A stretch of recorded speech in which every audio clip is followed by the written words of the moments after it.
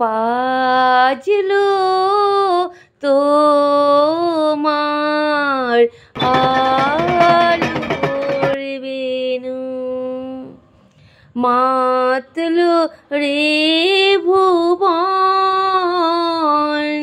বাজলো। তো বন্ধুরা, সবাইকে জানায় অগ্রিম মহালয়ার প্রীতি শুভেচ্ছার ভালোবাসা।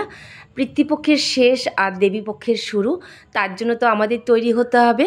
তা আমরা তৈরি হব বলেই আমরা চলে গিয়েছিলাম সেদিন কাঁচরাপাড়া বাজারে।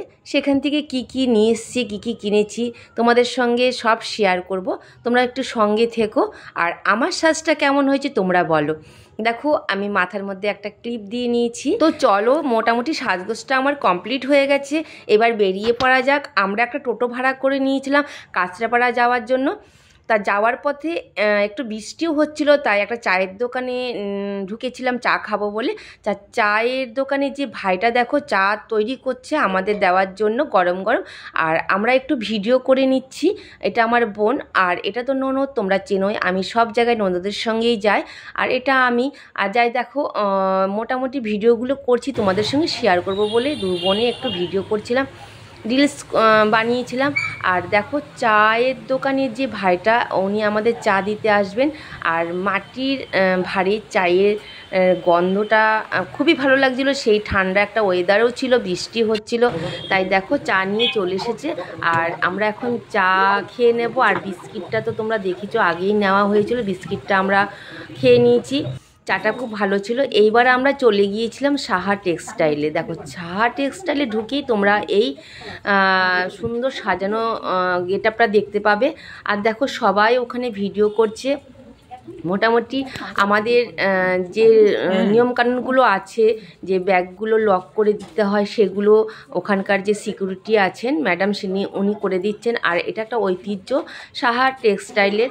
আর এটা একটা প্রদীপ দিয়ে সুন্দর একটা ইয়ে তৈরি করেছে, যেটা তোমরা দেখতে পাচ্ছ, খুব সুন্দর লাগছিলো। আর ইনি হচ্ছেন সাহা টেক্সটাইলের মালিক। তা আমরা 3 তলায় চলে গিয়েছিলাম আমার ছেলে আর ভাগনার জামা কাপড় কেনাকাটি করবো বলে। দেখো, আমরা সেখানে ছেলেদের জামা কাপড়গুলো 3 তলাতেই পাওয়া যায়, সেখানে আমরা কিনে নিয়েছি আমার ছেলে ভাগনা আর দুজনের জামা কাপড়।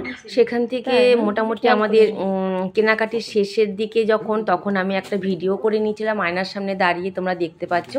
আর ও আমার বোন। দেখো, মোটামুটি আমাদের কেনাকাটিগুলো ওপরে শেষও হয়ে গেছে। আর ওপরে যে ঝাড় লণ্ঠনটা দেখছো, খুব সুন্দর লাগলো বলে তোমাদের সঙ্গে ভিডিও করে শেয়ার করলাম।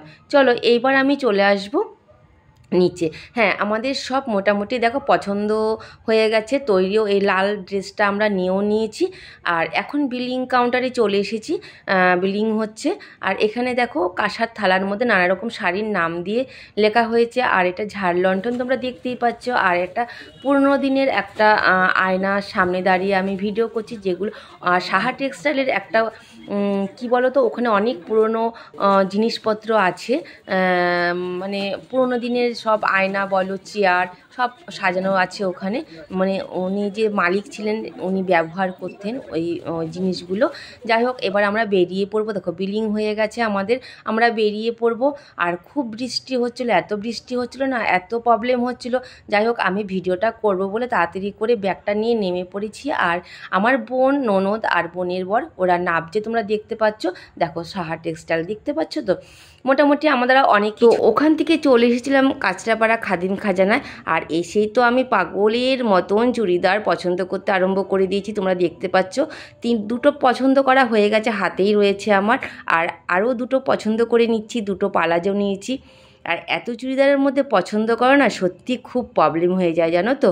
তাই যাই হোক, আমার দুখানা পালাজো আর দুখানা চুড়িদার পছন্দ করে মোটামুটি এবার শেষের দিকে আমরা বিলিং করে বাইরে বেরিয়ে এসেছিলাম। এবার বাড়ি ফিরবো। সবচেয়ে কষ্টটা কোথায় হয়েছে বলো তো, কেনাকাটির পরে এত খিদে পেয়েছিল, কোথাও আর খাওয়ার দোকান খোলা ছিল না, বৃষ্টি পড়ছিল, সব দোকান বন্ধ হয়ে গেছে। ঠিক আছে, অন্য একদিন খাওয়া যাবে, আবার দেখা হবে অন্য একটা ভিডিওতে। চলো।